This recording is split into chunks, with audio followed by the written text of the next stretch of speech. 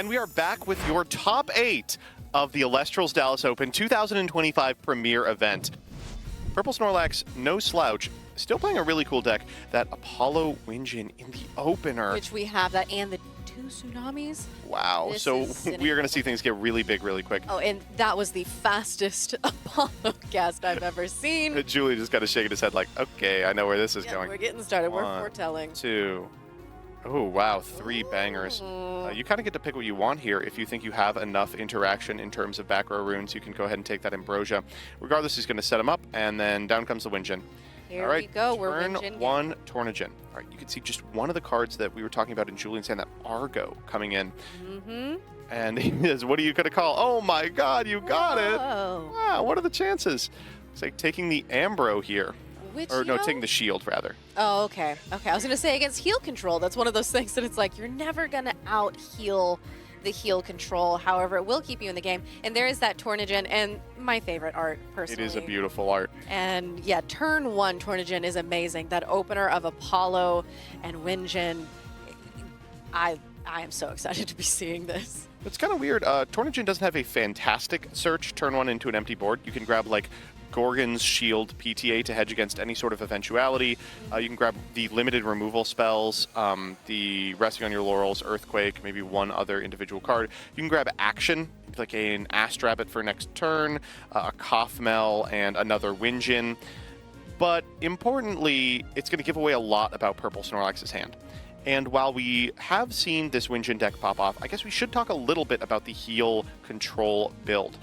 This is a deck that isn't aiming to play a normal game of Elestrals. It's not going to fight over individual Elestrals, their attack stats, try and get a 5 over a 4. It's a deck that understands this game is going to come down to something else. It's going to come down to spirit efficiency, grabbing the Gorgon's Gaze here. And the mechanism by which you can always stay ahead of your opponents in terms of spirit efficiency is by making cards like Sluggle and Quackle, which return spirits to your spirit deck, matter, giving them huge attack stats with things like Ambrosia on the way to really, really powerful swings. So here, the Tornadin turn 1 is rough for sure, but hardly the end of the world. We can see that Julian has the hallmark of this deck, these really low cost, efficient removal spells in terms of Cryoblast, ready to deploy at any given opportunity. Down goes the Tornadin. Yeah. And now Julian can maybe even do the hallmark play of this deck, expend to draw. This is something that we saw.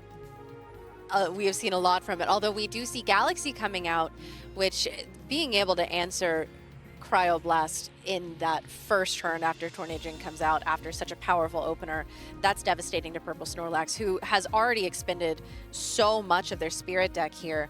And Julian is still comfortably sitting at 18 and will be counting as this is heal control.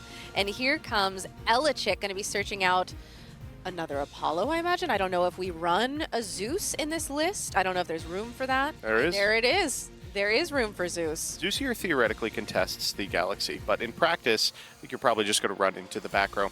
And Julian, even if he loses the Galaxy, doesn't really care that much. Again, we are playing a long game that will try to expend one spirit at a time, not going for these huge power plays like Winjin off Apollo, like Elechick into Zeus, into Walk Over the Galaxy.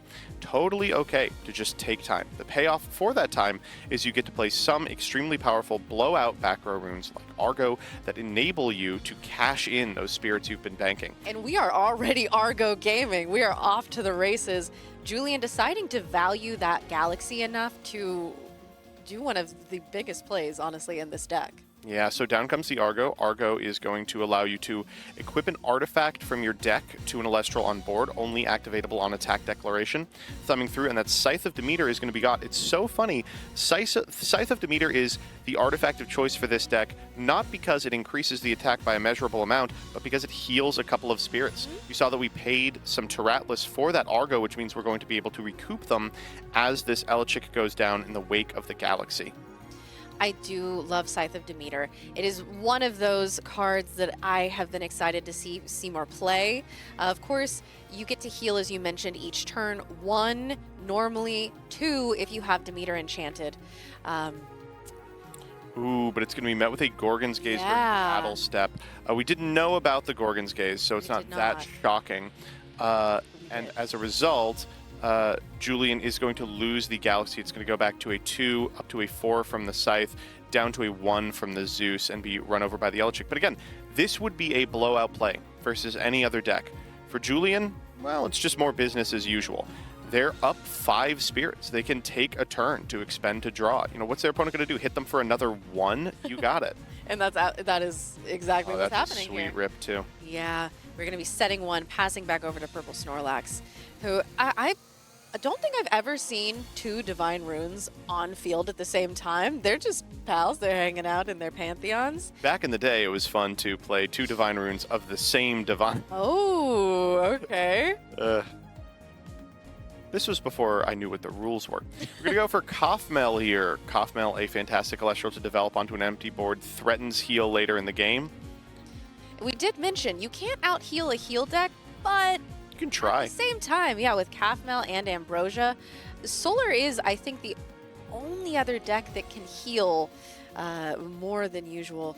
And Julian going to be taking that damage. As you mentioned, this is such a passive deck that you just play the long game, and it doesn't really matter what your opponent is doing. And Bunny here's crazy. Yeah. The remaining Zeus has to be chased out, but over the long term, that's probably something we'll want to develop. Here we can go for the Eddy. The Eddy threatens the Elechic. You walk over the Elechic, and you hope your opponent uses the Zeus alongside the Kaufmel to trade for the Eddy, so you can develop on the Rabbit on the next turn. When you're playing this heal control deck, you are thinking 4 or 5 turns in advance. You're saying, what is my spirit count going to be at? What do I have time for? When do I have to start deploying cards like Sluggle, which we can already see in the grip? Eddy on Eddy violence. As ever. How do you feel about the Shattered Stars Hollow Eddy? I think that this is the Eddy art. I think that those with taste often agree that this is the quintessential, the 3 Ed, and Eddy, as you will. What do you think of this one? I've never heard it called that. That's perfect. Oh, yeah. I called it the PogChamp Eddy because they're making the face. I mean, it's basically a YouTube thumbnail. Yeah. I switched 1 million Elestrals to defense position. If they can survive the turn, they can cast a Sluggle and recoup 3 spirits. I'd click. Yeah. I really would. I appreciate that. We've got the Kaufmel beats going on. Again, it's really hard to kind of describe that Julian does not feel pressured here. Yeah, and that Quackle we saw off the top. And as you mentioned, we do have that Astrabbit coming out. Oh, wow. 3 bangers. Wow, that's a really hard one to actually figure out. So it's Astrabbit, EQ, Zeus. It looks like we are going to go for the EQ. We are almost out of Earth Spirits because we made a Scythe of Demeter play, which is one of the very few Earth splashes in the deck. You can see him thumbing through there. We were actually on 1 Terratlus total in the Spirit deck. We do have the 2 Ambrosias. Yes, we have 2 full Ambrosias in hand. And there's 1. Yep. So not a bad position to be in. It's maybe worth deploying that Earthquake on the Kaufmel with the understanding that there's really nothing else you need to be... Ooh, we're not even going for the Earthquake this turn. There's nothing we really need to be scared of. And the Kaufmel 3 spirits returning to the Spirit deck might be the most important thing on the board. We're going to put ourselves at 10 to PurpleSnorlax's 7. Again, it looks like we are way behind here, but Julian is firmly in the driver's seat of this one, just playing 1 little spirit at a time.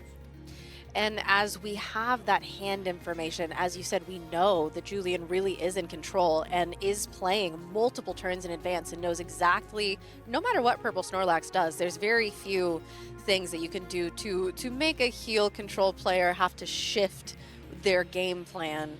And we are going to simply pass back over to PurpleSnorlax. I love these two having a lot of fun, by the way.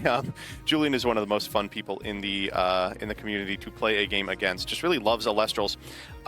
Importantly, if you're PurpleSnorlax, you probably have to just start getting the screws on. Expending to draw to try and find... Maybe they're on, like, Spoiled Fruit. Occasionally, these Tornado decks play at main because your cards are so searchable. But just thumbing through there for something. It looks like we actually ripped another Tornado.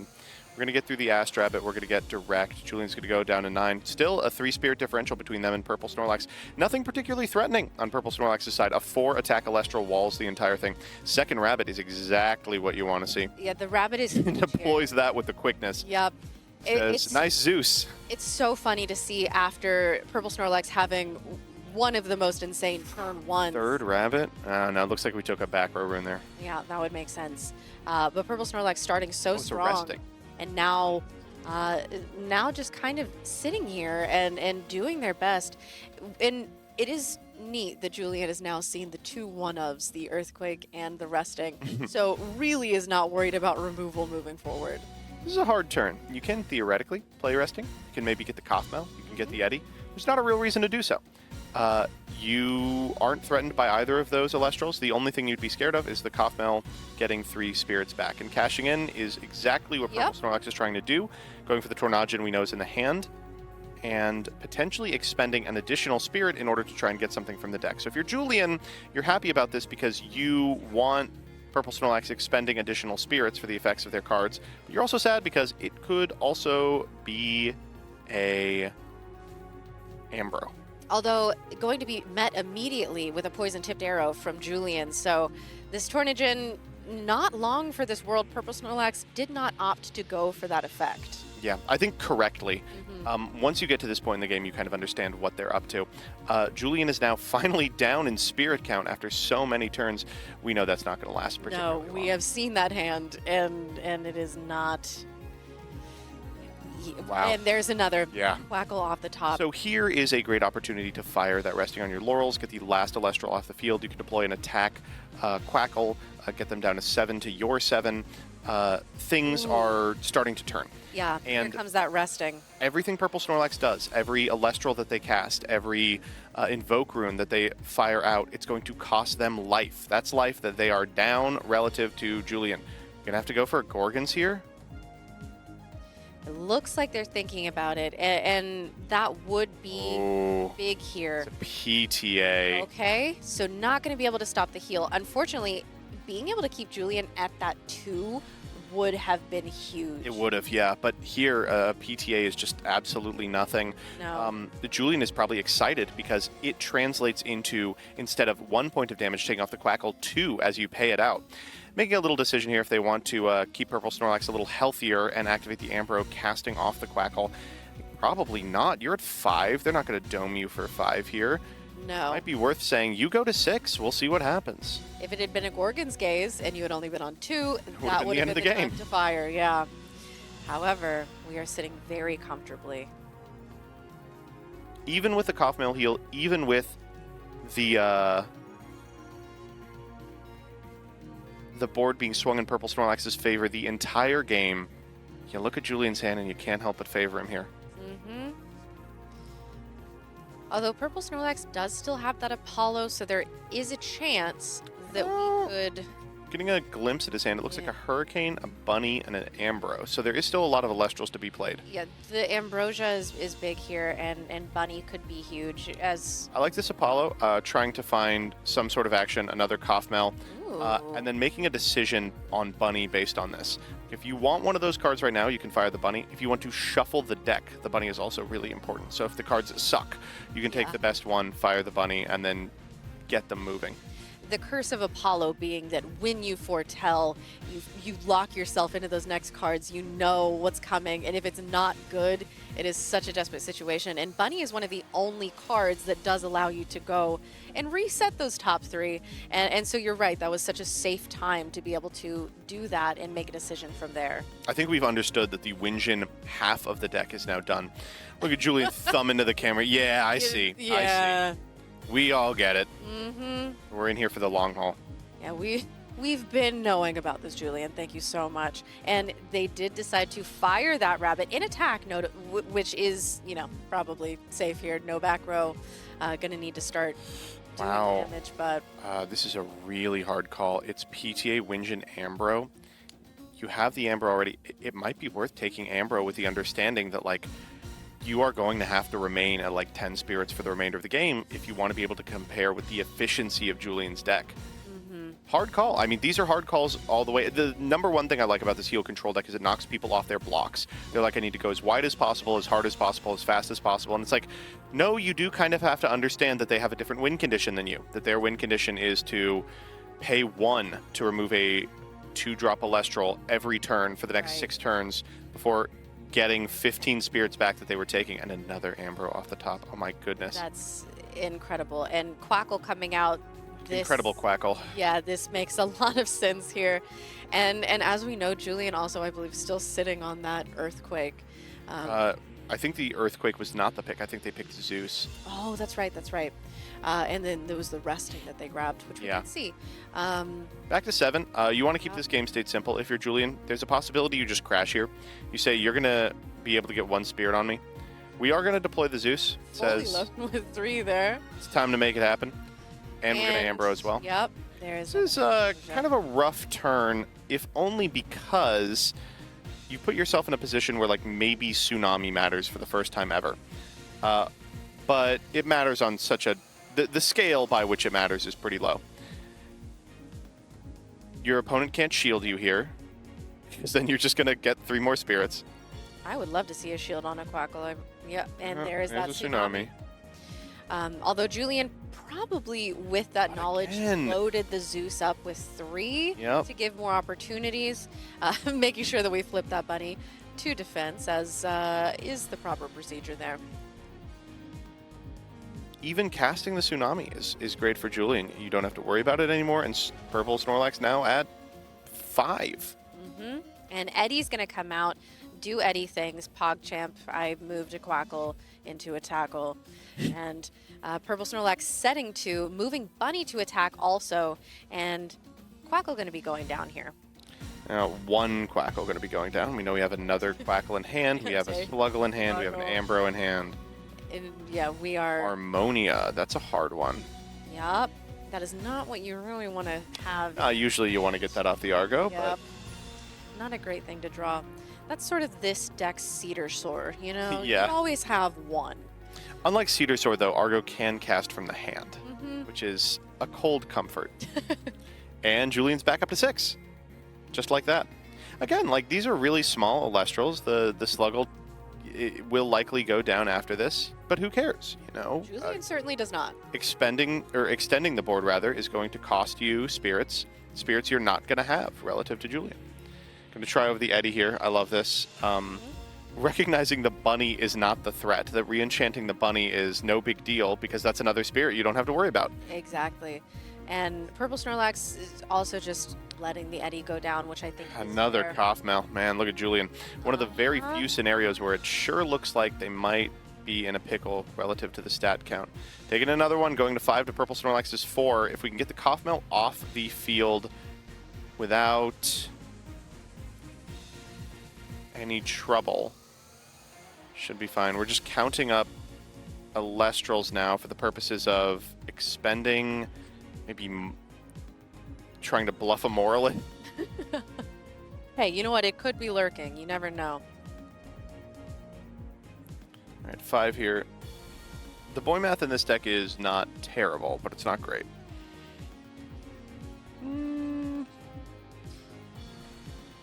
Okay, so there's that Argo, which, again, we drew that necklace of Harmonia, so those pieces aren't necessarily exactly how we want them, but as you mentioned, you can cast from hand or deck.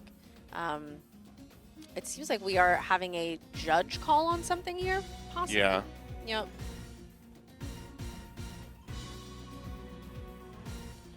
I'm interested to know what this is about. Yeah. All right, looks fine. And we are going to be continuing. We're expending to draw. Yep, expending to draw, grabbing a Gorgon's Gaze off the top. Gonna Ambro here says, theoretically, you could put me to 1. I don't want that to happen. Just get back here.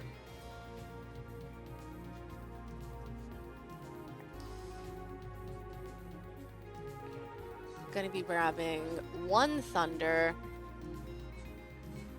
We still have those Earths there, so, you know, could... I think the Earthquake Dream is dead. Yeah. You just want to keep both the Sluggle and, like, we have 1 more Quackle in deck alive. The Thunders have so much more utility, though. You can use them to go into Astrabbit, to Elichick. Sure. It says pass here. I'm not even going to set the Gorgons. And if you're Snorlax, I think there's merit to just attacking. Like, not even expending additional spirits, going down to 3 here. Yeah, at this point in the game, each spirit really does matter. This is the... Oh. Here comes an Ambrosia. You know, we were saying you can't out-heal a heal deck. We're getting close. But PurpleSnorlax has given it a PurpleSnorlax really has good found try. 3 Ambro, 2 Kothmel. That's about as good as it gets. Yeah.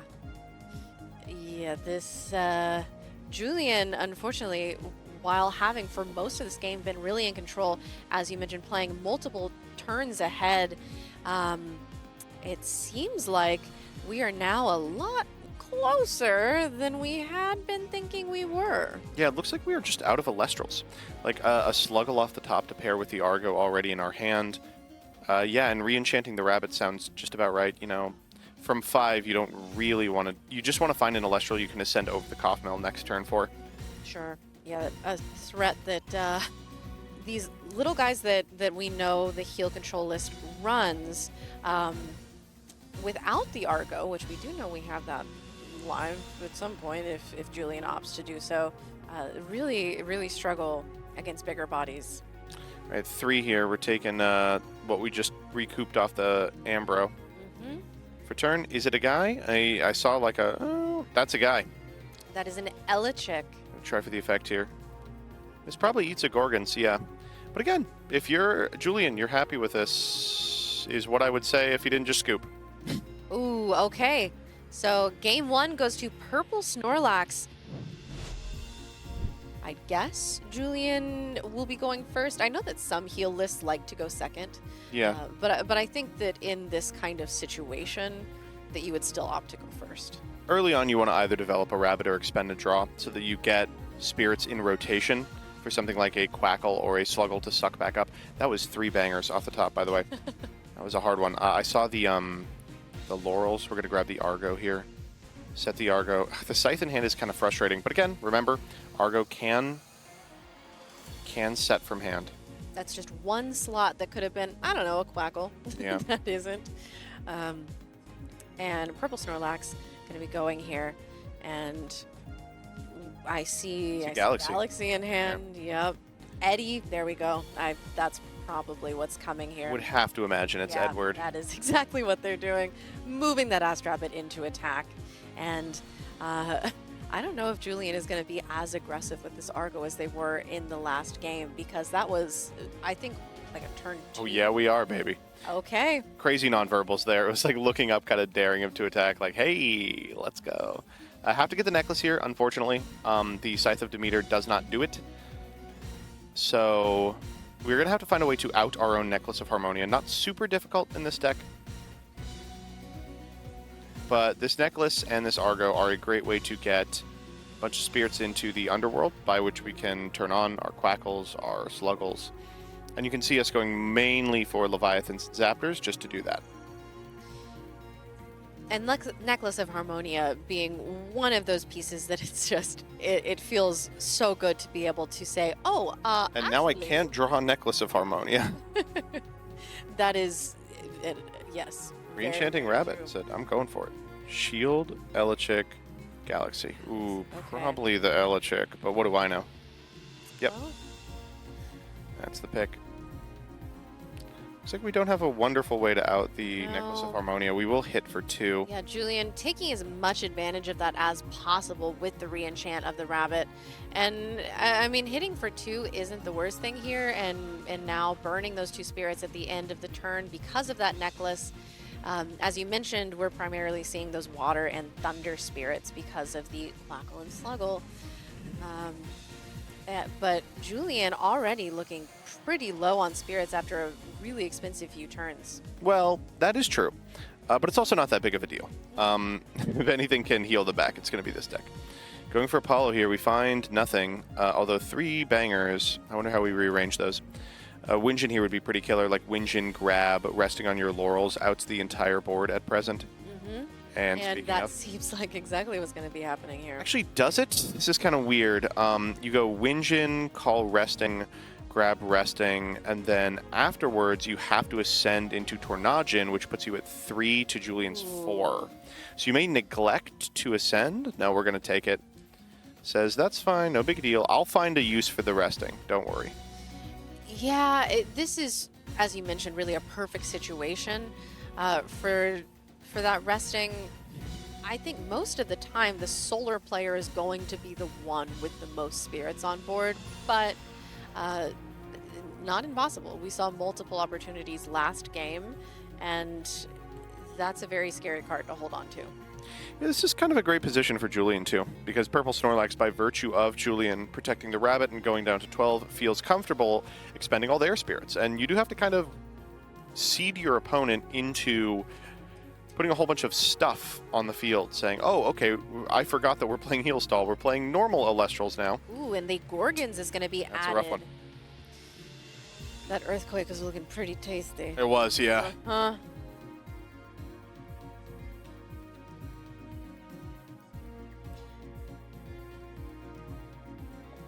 This is a hard call for sure.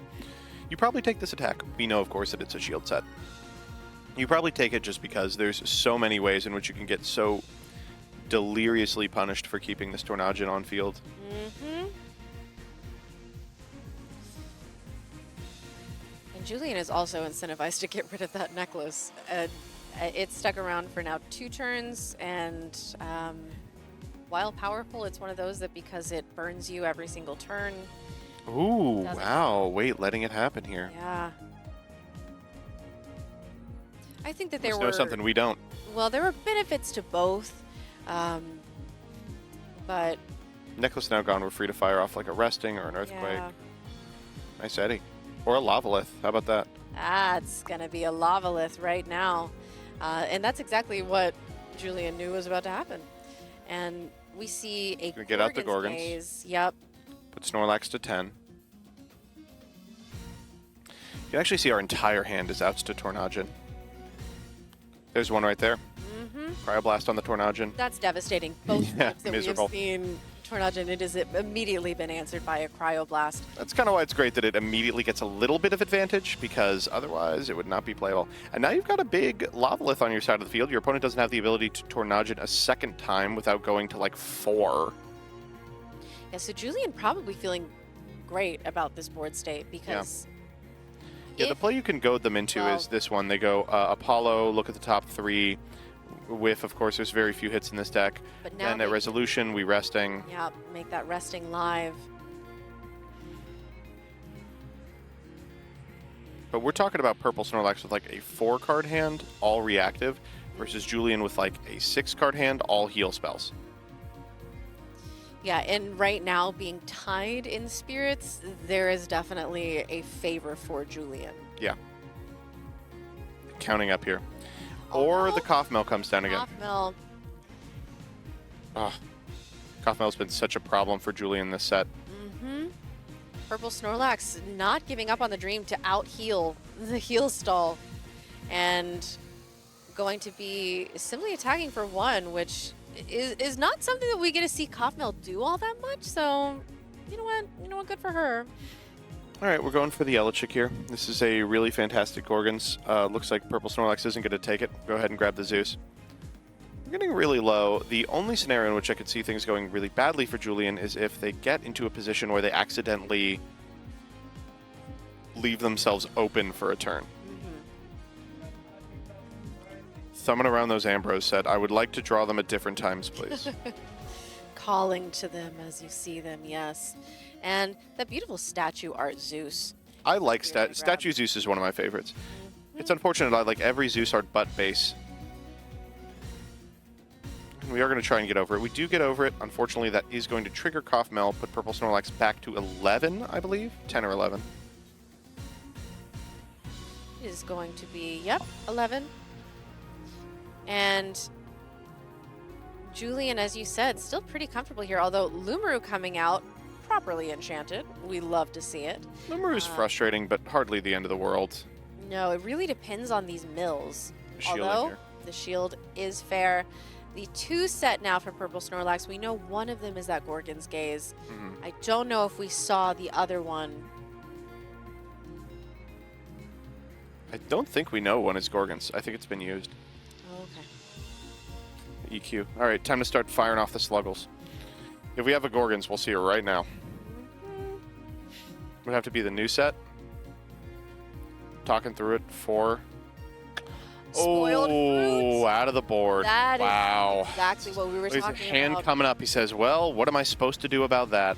Probably should have understood that one was in rotation when we never went for it off the Tornadin. We are going to hit for one. The Loomer is going to be able to hit over the Elechick on the backswing and mill a couple of cards. Julian is now back against the wall. It's unfortunate. If that Sluggle had resolved, it feels like he could have walked away with it super easily. A really, really pivotal spoiled fruit. Although even with that being said, you have to fire it off regardless. Yeah. Even if you say, well, it probably is one of the set. You don't have a chance. Yeah, it's not something you can afford to play around. Exactly. And how do you play around it? You know, you try and land a Sluggle every turn for the rest of the game.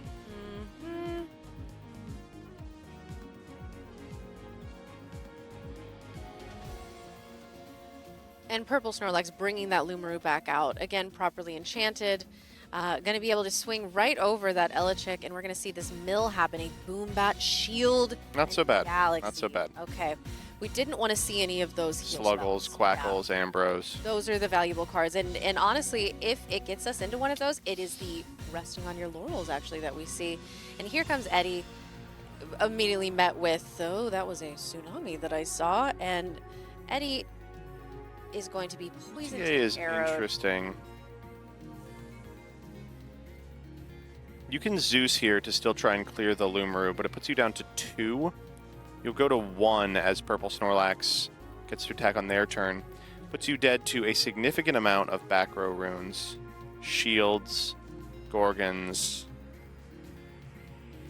Thumbing through this plan. But what's the alternative? You let it happen. You go down to 1 anyway as Snorlax performs their normal cast. Not a lot left in the tank for Julian without that. Wow, if that heal spell just resolved. Yeah, that was a pivotal moment, and that shows exactly why Spoiled Fruit is something that deserves at least a think when it comes to your side deck.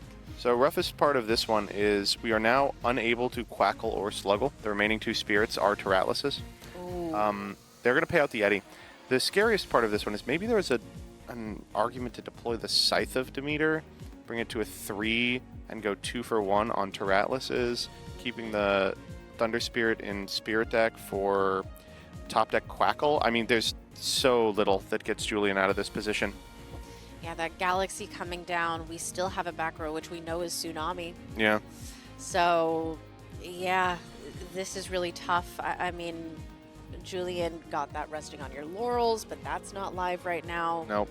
And I don't think that PurpleSnorlax would have any reason to put themselves in a position to do that. And Ambro back up to 7. I can't believe it. We said there was no chance that they were going to out-heal the heal deck, and it looks like they've done it 2 games in a row. We may have manifested something here. Yeah.